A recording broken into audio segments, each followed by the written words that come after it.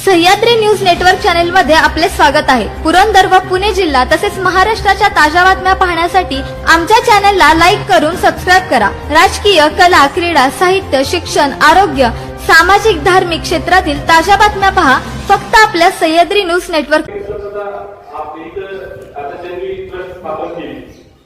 त्यांनी गेले 2-3 वर्ष यामध्ये परिसरामध्ये कामकामी करायला सुरुवात केली होती। या मंदिरात कशी बसवली, त्यांनी माळ बसवली, लाकूड बसवलं, आतमध्ये पण चांदी बसवली। कुठल्याही गावकऱ्याचा कुठलाही आक्षेप त्या ठिकाणी कोणी घेतला नाही की तुम्ही का बसवताय किंवा काय। चांगलं काम चालू आहे, त्या पद्धतीने सगळ्यांनी त्याला संमती दिली। परंतु ती ट्रस्टची स्थापना झाली, त्याला कुणालाच माहित नव्हतं की ट्रस्ट काय आहे। तरी ट्रस्टची स्थापना झाल्यानंतर अचानकपणे आबांना कळालं कोणतरी की गावात ट्रस्ट होते आणि ठराविक लोकांनी ट्रस्ट केली आणि मंदिरात त्या ट्रस्टची स्थापना करून इथे काहीतरी विकास कामं राबवण्याचा त्यांचा काहीतरी अजेंडा आहे असं फक्त कळालं। त्याच्यानंतर त्याला ग्रामपंचायतीने परवानगी दिली म्हणून मी आबा आपलं किशोर आणि 4-5 जण ग्रामपंचायतीमध्ये सरपंच सोमनाथ यांना भेटलो की तुम्ही सांगा, तुम्ही ठराव केलाय माता जोगेश्वरी ट्रस्टसाठी की या ठिकाणी ट्रस्ट स्थापन करायचे आणि ट्रस्ट चालवायचं। ते म्हणजे आम्ही मीटिंग मध्ये घेतला विषय तो ग्रामसभेमध्ये। त्यांना म्हणलं की तुम्ही ग्रामसभेमध्ये कुठलाही विषय घेतला नाही, मी त्या ग्रामसभेमध्ये हजर होतो।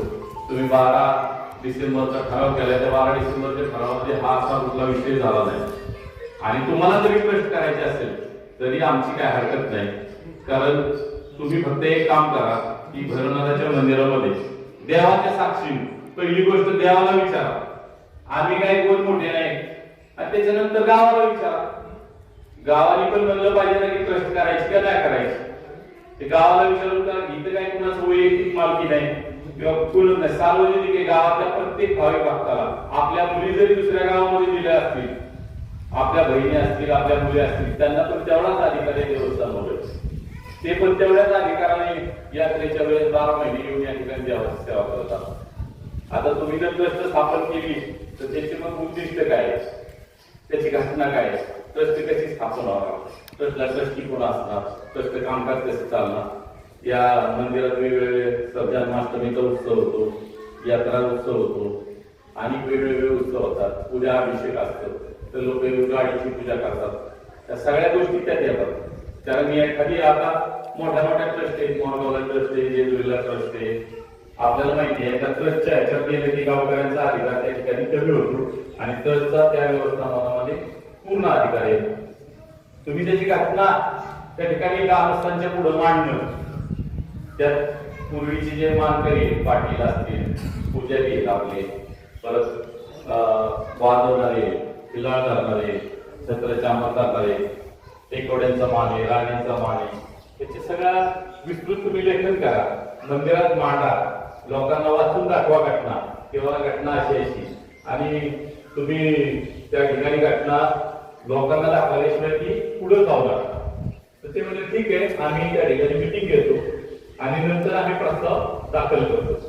परंतु त्यांनी तसं काहीच केलं नाही, मिटिंग घेतली नाही आणि थेट प्रस्ताव मला वाटते 2 जानेवारी 2026 रोजी समाजाकडे सादर केला।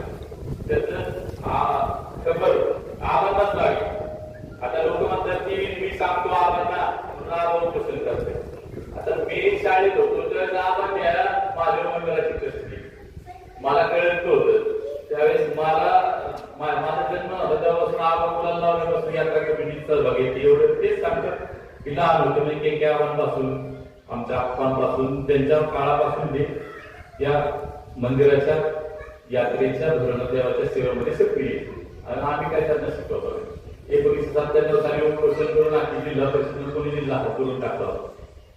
शशिकांत सुतार सलग व्हिडिओला काय झालं, मंत्री शशिकांत सुतार होते, ते विनंती करत होते 2 दिवस तरी आबांनी त्या ठिकाणी ऐकलं नाही आणि तिथे मला ते नवीला विधान जायचं बापू होते जायचं, बापू नाही, त्यामुळे त्यांना मी शिकायचं किंवा कोणी शिकवायचे काहीच आवश्यकता नाही आणि त्यांची चळवळ देवाविषयी इथे कोणी राजकारण करत नाही, काय त्यांचे राजकारण करत नाही त्याला एक काळ करत होतो। हे शिवशंकराचं उग्र अवतार आहे, शिवशंकरच पण दुष्टांचं निर्धारण करण्यासाठी काळ करण्याचा चुकीचं वागला क्षणात शिक्षा नष्ट करून टाकते याच्यामध्ये. त्यामुळे इथं कोण आबा बोलणार आणि इथं बोलणारच नाही. कुणी जर म्हणला ना ते तू चुकतोय मी लगेच झाला ते थांबणार पण नाही. एवढी माझी श्रद्धा आहे परमेश्वर आणि मला त्याचा अनुभव आहे. त्यामुळे कुणी त्यात हे करू नका. उलट आम्हाला तो क्वेश्चन 8 तारखेला काढल्यावर आम्हाला फोन आले आपल्या काल काय करू ना मी अतिशय चांगल्या पद्धतीने त्या व्हॉट्सअपवर लिहिलं असं पाहिजे तसं पाहिजे. तर तुम्ही इथे या ना, तुम्ही इथे या त्या काळभैरवाच्या समोर सांगा की असं होणार आहे तसं होणार आहे. आपली प्रश्न अशी गाठ नाही आणि त्याच्यावर गुलाल लावा. लिहून सुद्धा द्यायची गरज नाही. तुम्ही इथं बोला आणि गुलाल लावून जा. चुकीचं वागलं ना तुम्हाला तिथे शिक्षा आहे. कोणत्या शब्दाच्या बाहेर जाईल ना त्याला लांब शिक्षा घ्यायची गरजच नाही. त्यामुळे चुकीचं कुणी वागच ना कशाला घ्यायचे मला आपल्याला त्रास देत आहे. मागच्या वर्षी आपल्या गावासाठी माणूस लढला मी त्याला साक्षीदार आहे. आज गावाचं कल्याण झालं का नाही? उन्हाळ्यात एक पाणी मिळलं. आज प्रत्येकाचा 5-10 टन वाढला का नाही प्रत्येक. त्यांचा संघर्ष हा सामाजिक कामासाठी धार्मिक कामासाठी हे कुणाचं नाही. त्यात तुम्ही लिहिलं की राजकीयपणे भाषा अजिबात तुम्ही या लगेच आत्ता या 2 मिनिटात क्वेश्चन सोडून टाका. आम्हाला फक्त इथे येऊन बोला की अशाची गाठ नाही अशाची प्रयत्न करणार आहे. इथं बोला फक्त या परमेश्वराचे काय लिहून पण देऊ नका. आमचा त्याच्यावर विश्वास आहे. जर तुम्ही बोलला नाही तर वेगळं केलं तर ती तुमचं तुम्ही बघून घ्यायचं. आम्हाला काहीच करायचं नाही. आणि यात्रा कमिटीचा हिशोब यात्रा कमिटीचा दरवर्षी अहवाल असतो. तुम्ही पण मान्य केलं पाहिजे की माझे वडील गेले ज्याचे वडील गेले त्याला प्रत्येकाला दुःख पाहिजे.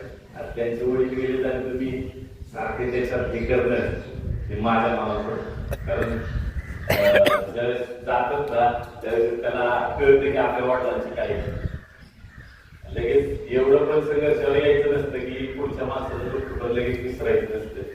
आपल्याला त्याची तीव्रता जाणवत नाही पण त्या माणसाला त्या कुटुंबाला आणि त्याची एक पोकळीची तयार होती ना त्यावेळेस तो माणूस किती गडबडतो त्याच्या जीवाला माहित असतं. दुसऱ्याला नाही सांगू शकत. आणि आपली परंपरा काय आहे पाडव्याला एक सगळ्या गावाने एकत्र बसायचं पुढच्या वर्षीची यात्रेचं रूपरेषा ठरवायची. आता पाडवा येणारच आहे ना. हिशोब दिल्याशिवाय त्यांना तरी लोक सोडतील का अध्यक्ष पाडव्याचा हिशोब द्या आणि मग पुढचं बोला. हिशोबापासून सुरुवात करावी. आणि तिथं कोण काय करणार आहे हिशोब नाही किंवा 10 रुपये घेतले याच्यासाठी नफ्यासाठी कोणी काही व्यवसाय करणार नाही. सेवा म्हणून सगळी यात्रा कमिटी सहभागी तो विषय वेगळाच. आणि तो यात्रा कमिटीचा विषय वेगळाच आहे. त्यात सगळं गाव आलं पाहिजे. सगळ्यात लहान एवढ्या पोरांनी सुद्धा तिथे येऊन जर प्रश्न विचारला तुम्हाला राजे आम्ही एवढे पैसे देतो आमच्याकडे आणणार ते परत आणायचं ते दिवसभर इथे काढायचं. त्याचे 15,000 रुपये मागत असते. 50,000 रुपये उत्पन्न 1 लाख रुपये उत्पन्न मी इथं कमवत असेल. तुम्ही दैनंदिन जीवनात तुम्ही तुमच्या घरी म्हणजे जे काही कष्ट करता त्याच्यातून तुम्हाला फळ मिळतं. तुमचा उदरनिर्वाह चालतो. आज सर्वसामान्य कुटुंब धरलं तरी 15,000 ते 20,000 रुपये खर्च आहे. एका कुटुंबाला जगायचं चांगल्या प्रकारे जगण्यासाठी 15,000 ते 20,000 रुपये खर्च आहे.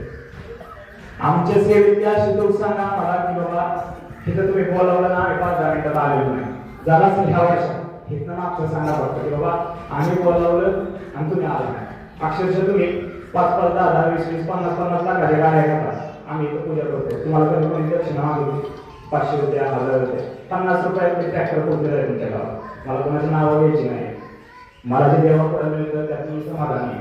आम्हाला कधी वाटत नाही की बाबा माझं कोणी कौतुक करावं किंवा काय करता. मी माझ्या आजोबांना शब्द दिलाय मी जोपर्यंत आहे माझं जीवन जीवे मी पुढच्या पिढीला माझा शब्द देणार काही वाटत नाही. पण आमची कुठलीच अशी अपेक्षा नव्हती गावाकडे.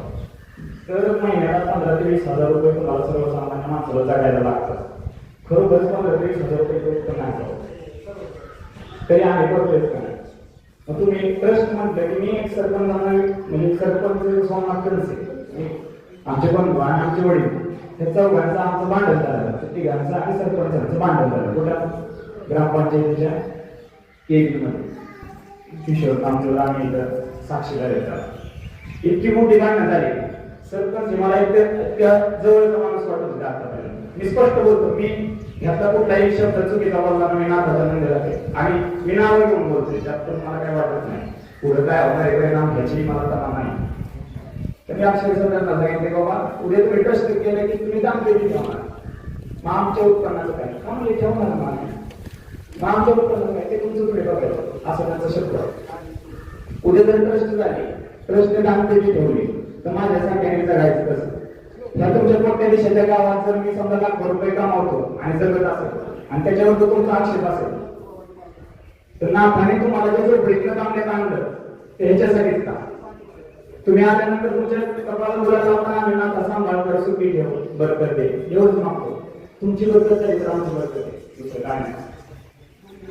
मला उत्पन्नासाठी मी आलेलोच नाही तुम्हाला परत सांगतो, पण ट्रस्ट झाल्यानंतर बऱ्याचशा गोष्टींवर आमच्या गदा येणार आहे हे मला पुढं माहिती आहे. कारण आज गुरव आणि ट्रस्ट आणि गाव ह्याच्यात किती ठिकाणी मांडण्यात जाते ही माझ्या मला माहिती म्हणजे आम्ही म्हणजे आमचा ग्रुप असेल बोलायचे रोज प्रत्येक गावाचा संघर्ष आमच्या पुढे येतात.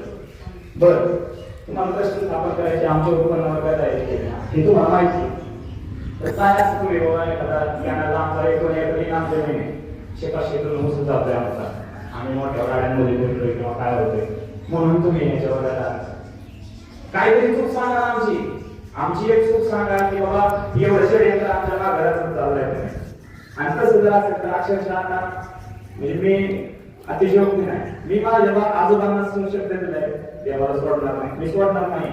पण अक्षरशः जर एवढं जर आमच्या विरोधात होत असेल षडयंत्र होत असेल तर आम्ही बाबा आमची चावी देवा पुढे मागणी आणि आमचा रामराम करू पहिले तेवढी सेवा आम्ही देवाची करू नाही म्हणत नाही कारण मला ती बघावं लागणार हे मला माहिती. पण आमचं जर चुकतच असेल असं सगळ्यांना वाटतंय तुम्हाला तर आम्ही ती चावी द्यायला तयार आहे आणि इथंच थांबतो.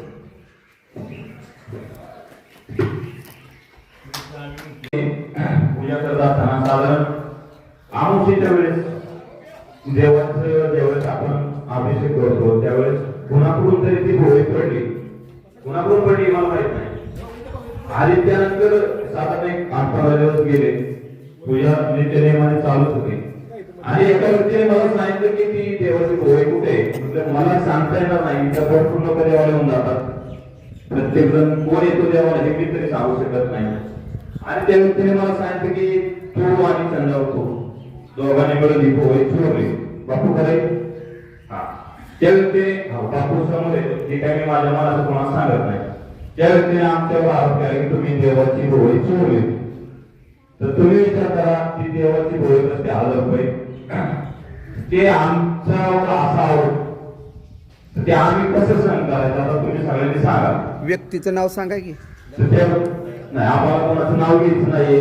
लोकांना माहितीये दादा कोण येते व्यक्ती लोकांना माहितीये की आता एक पाऊल गेल्यानंतर समोर देवाची मी पुढे करतो मी देवा सगळं करतो मी हे करतो मी ते करतो मी तुम्हाला हे सांगतो हे करून घ्या ते करून घ्या आमचं तमकं हे सगळं करतो. तो व्यक्तीच्या मागे होता.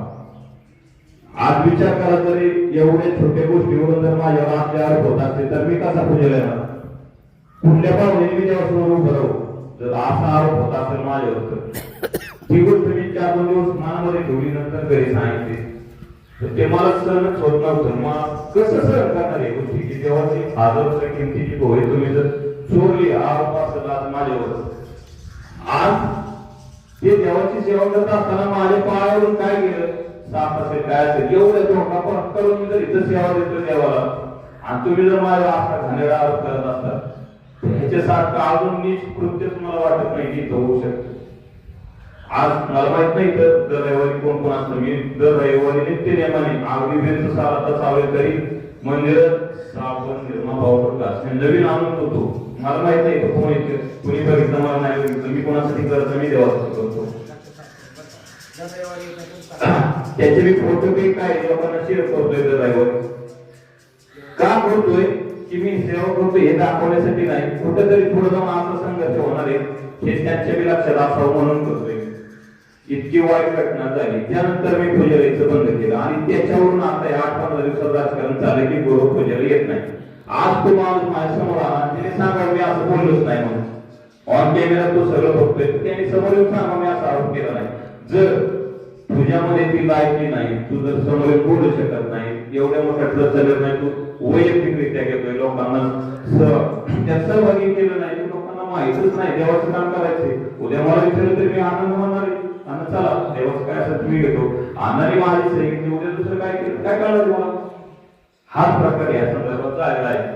इतकी चीड आलेली आहे आम्हाला, पण काय त्याला पर्याय नाही. आज भावना शब्द दिला आम्ही, आता ते सगळ्या गोष्टी समोर यायला लागले, सहली होत नाही. आता भाऊ जाताना शब्द दिला होता, भाऊ देवाची सेवा काय आम्ही सोडणार नाही. होत्यात त्या गोष्टी एकत्र होतात सगळ्यांना, प्रत्येक कोणी आली सगळे जे जण जाणते ते येऊन आम्हाला सांगतात किंवा तुझी ही गोष्ट आज चुकली, ही गोष्ट राहिली, आम्ही प्रत्येकाला मत मागतोय. इव्हन तिथंच काय आम्ही वेगळं सेवा देतोय आता तिथं तिथंही ग्रामस्थांना हेच त्यांना म्हणजे प्रामाणिकरित्या सांगतोय किंवा तुम्ही आम्ही पहिल्यांदा आलोय, आम्ही देवसेवक, आमचं कुठं चुकत असेल तर तिथे आम्हाला सांगा. एवढ्या मोठ्या 8 ते 9,000 लोकसंख्येच्या गावाने आम्हाला सांभाळून घेतलं, पण आज इथं जर अशी कंडिशन असेल ह्याच्यासारखं दुसरं दुर्दैवच नाही असं म्हणावं लागलं मला. इतके वाईट वेळ आरती मंडळ जे काय असेल 5,000 लोक सकाळची येतात, कोणीही आम्हाला या संदर्भात कल्पना दिली नाही. काय चुकलं आमचं त्याचा प्रत्येकाला वागवलं आम्ही. कोणाच्या अडचण काय नाही विचार अडचण काय म्हणून साधारणतः 2-2.5 लोकसंख्येच्या पेक्षा जास्त गाव आहे, आणि अशा गावामध्ये जर 4 लोकांनी निर्णय घेत असतील आणि गावाचं गाव पण त्या ठिकाणी कुठेतरी पानाला लागत असेल, ही अतिशय चुकीची बाब आहे. गावामध्ये ठीक आहे राजकारण हा वेगळा विषय आहे, परंतु राजकीय दृष्ट्या असेल किंवा इतर कुठेतरी गटतट करून वेगवेगळे निर्णय घ्यायचे आणि वेगवेगळ्या पद्धतीने काहीतरी थोड्या करत राहायचं, हा चुकीचा विषय आहे. चांगल्या गोष्टी करण्यासाठी गाव सदैव सर्वांच्या पाठीशी आहे. या ठिकाणी बरेच वेळा त्या मला वाटतं ते काहीतरी चोरवाडीला ग्रामसभा होती, त्या ग्रामसभेमध्ये हा निर्णय घेतला, परंतु त्याच्या पाठीमागची जर पार्श्वभूमी पाहिली तर हा प्री प्लॅन निर्णय होता. कारण जर तुम्ही ग्रामसभा घेतली होती तर त्या अजेंड्यावर हा विषय होता का नव्हता. सर्व ग्रामस्थांनी बाब लक्षात घेणं गरजेचं आहे की त्या अजेंड्यावर हा विषय नव्हता. मला वाटतं कोणीतरी परवाच्या पत्रकात लिहिलेलं आहे की ही जी ग्रामसभा झाली ती लाईव्ह ग्रामसभा होती, सगळी ग्रामसभा रेकॉर्डेड ग्रामसभा आहे. त्या ग्रामसभेमध्ये हा विषय कुठेही त्या ग्रामसभेसमोर आला नाही, आणि मग पाठीमागून जाऊन ग्रामसेवकाला किंवा त्या गावच्या प्रमुखाला हाताशी धरून तुम्ही तो विषय त्याच्यामध्ये घुसडायचा आणि गावावरती एक तांत्रिक तलवार निर्माण करायची, ही चुकीच्या गोष्टी आहेत. आणि याच्यात कुठेतरी प्रतिकार करायला गेल्यानंतर पाठीमागून दमदाटी करायची, धमकी द्यायची वगैरे, हे गाव गुंडपणा हा काही कामाचा नाही. आणि या ठिकाणी आता आकाश महाराज थोडे भावनिक झाले. मला आकाश महाराजांना भावनिक होऊन चालणार नाही. तुम्ही गावातील पुजारी आहात, तुमच्या अगदी आजोबा पंजोबापासून या ठिकाणी या गावात सेवा करण्याचं काम करत आहात, आणि हे पहा या ठिकाणी नैतिकता मॉरॅलिटी जे आहे, पण आपण शेवटी काय म्हणतो, अगदी दवाखान्यात गेल्यानंतर डॉक्टर सुद्धा म्हणतो आता देवाच्या हातात आहे, कुणाच्याच हातात नाही. अरे आहे ना, शेवटी परमेश्वर आहे, त्यामुळं तो बघतोय सगळं. अगदी या ठिकाणी रावणाचा अंतर सुद्धा शेवटपर्यंत गेला नाही. 6 कोटी आयुष्य असून सुद्धा त्याला लवकर जावं लागलं, त्याचं 6 कोटी आयुष्य वाचवू शकलं नाही तो. त्यामुळं अगदी आता कोणाचं नाव न घेता कितीतरी धानात दंडाटी आले, परंतु कोणीही कडला गेलेला नाही. पैसा, संपत्ती, गुंडशाही, मुजुरी या गोष्टी शेवटपर्यंत जात नाही. शेवटी परमेश्वर बघतोय, आणि या ठिकाणी न्याय मिळाला नाही तर परमेश्वराच्या दारामध्ये नक्की न्याय. त्यामुळं आता हे न्याय प्रविष्ट व्हावं आहे. हे जे काही ट्रस्ट आहे ते ट्रस्ट त्या ठिकाणी त्यांनी रजिस्ट्रेशन साठी दाखल केलेलं आहे. मी ट्रस्ट हे करण्यासाठी काही जणांशी बोललो होतो, ती लोक या ठिकाणी आलेली नाहीत, परंतु आपल्या गावातील प्रतिष्ठित लोक होती, त्यांच्याशी बोललो मी. ते म्हणजे आमचा सुद्धा विरोध आहे. ठीक आहे, विरोध होता तर आज या ठिकाणी यायला हवं होतं, परंतु नाही आले. ठीक आहे, तो त्यांचा प्रश्न आहे. मी परवा व्हॉट्सअप बघतो, व्हॉट्सअपवर बरीच काही चर्चा चालली होती आणि त्या चर्चेमध्ये असं करूया तसं करूया, मग असं नाही तर असं, हे नाव नाही ती कमी करू, मग हे नको ते त्यांना घेऊ, आमचा उद्देश चांगला आहे. ठीक आहे ना, तुमचं चांगलं उद्देश होतं, तुम्ही गावाला घेऊन करायचं होतं. आपलं गाव पुरंदरच्या पूर्व पट्ट्यामध्ये बाउंड्रीवरती आहे आणि या ठिकाणी गावाचं गाव पण टिकवण्यासाठी तालुक्याच्या ठिकाणी खूप मोठं नाव कमावण्यासाठी आजपर्यंत लोकांनी आपल्या पूर्वजांनी कमवलेलं आहे. तालुक्यामध्ये मोठे नाव आहे, परंतु अशा कुठेतरी चुकीच्या गोष्टी करून गावाचं गाव पण हरवायला लागले. गावामध्ये 10 गट होऊन गावामध्ये सतत वाद तंटा आणि या गोष्टीमुळे कुठेतरी गावाचं नाव खराब होते. जर चांगलं करायचं होतं तर पहिल्यांदाच गावाला विश्वासात घ्यायला होतं. एक ग्रामसभा घ्यायला पाहिजे होती. जर तुम्ही भैरवनाथ ग्रामस्थ ट्रस्ट करताय तर या भैरवनाथाच्या मंदिरामध्ये तुम्ही एक सभा बोलवायला पाहिजे होती आणि त्यानंतर तो निर्णय घ्यायला पाहिजे होता. खूप फक्त कोणीतरी कोणातरी हाताशी धरून अशा चुकीचा निर्णय घेतलेला आहे. आणि मला असं म्हणायचंय की मी कोणा म्हणणार नाही तुम्ही असं करा, पण मी एक सांगतो, आपल्या देशामध्ये ज्यांचं नाव त्यांच्या मरणोत्तर सुद्धा घेतलं जातं आजही, जे दानशूर व्यक्तिमत्व होतं ते टाटा. त्या टाटांची एवढे ट्रस्ट आहे आणि त्यांच्या एवढं दानशूर व्यक्तिमत्व कुणीच नाहीये. मला असं म्हणायचंय, मी कोणाला सांगत नाही तो काय नाही, पण मला असं म्हणायचंय, ज्याला कोणाला दान करायचंय खरंच तो दानशूर आहे. ज्याला कोणाला खरोखर त्याच्याकडे पैसा आहे त्याला गुंतवायचा आहे, कारण स्वतःच्या वडिलांच्या नावाने ट्रस्ट करा, स्वतःच्या आईच्या नावाने ट्रस्ट करा, स्वतःच्या आजोबाच्या नावाने ट्रस्ट करा आणि त्या माध्यमातून पैसा वाटा, त्या माध्यमातून गोरगरिबांना दान द्या, त्या माध्यमातून सेवा करा. कोणी अडवलंय, पण तुम्हाला जर गावाची नस लावायची असेल, गावाच्या सर्व लोकांना वेठी करायचं असेल आणि त्या माध्यमातून कुठेतरी चुकीचे प्रकार करायचे असतील तर हे चालणार नाही, आपलं खपून येणार नाही. आणि यापुढे कायदेशीर लढा 100% केला जाईल. आम्ही आता तुमच्या पाठीशी आहोत. तुम्ही कोणतरी वाचलो राजकीय, काय राजकीय याच्यात पुढे राजकारण आलं. आबा कुठं उद्या सरपंच पदाला उभं राहणार नाही किंवा जे पार्टीमध्ये नाही ते कुठं सरपंच पदाला उभं राहणार नाही किंवा ट्रस्ट झाली म्हणून काही सरपंच होणार नाही किंवा नाही झाली म्हणून कोण सरपंच होणार नाही. त्यामुळे या ठिकाणी राजकारण हा कुठलाही उद्देश नाही. अजून एक उदाहरण, आपल्या शेतात बालाजीचं मंदिर आहे. हा बालाजीचं मंदिर, आपण बालाजीच्या मंदिरात जातो. हा माणूस कोणी बांधलं मंदिर? व्यंकटेश्वर हॅकिरी म्हणून आहे. ते कुठले? साऊथ इंडियन येते, म्हणजे दक्षिण भारतातले लोक. त्याने आज इथं 100 एकर किंवा जास्त असेल एवढी मोठी प्रॉपर्टी घेतली. दक्षिण भारताचं बालाजीची प्रतिकृती इथं तयार केली, कोट्यावधी रुपये घालवले आहे ना. त्याच्याकडे पैसा आहे, त्याला वाटतं मला मंदिर बांधायचंय, त्याने स्वतः मंदिर निर्माण केलं. तर आता त्यांना वाटतंय की मी ट्रस्टच्या माध्यमातून चांगलं करेन, मंदिर बांधेल, मंदिराचं सुशोभीकरण करेल. आणि हे ज्या साली मंदिर बांधले त्यावेळेस लोकांनी लोकवर्गणीतून पैसे दिलेले, कोणाच्या एकट्याच्या खिशातून नाही आलेले. झाले ना, तयार आहे ना मंदिर. आता अजूनही लोक पैसे देतात. आता हे आपलं हनुमानाचं मंदिर तयार झालं जवळपास, यासाठी लोकांनी पैसे दिले.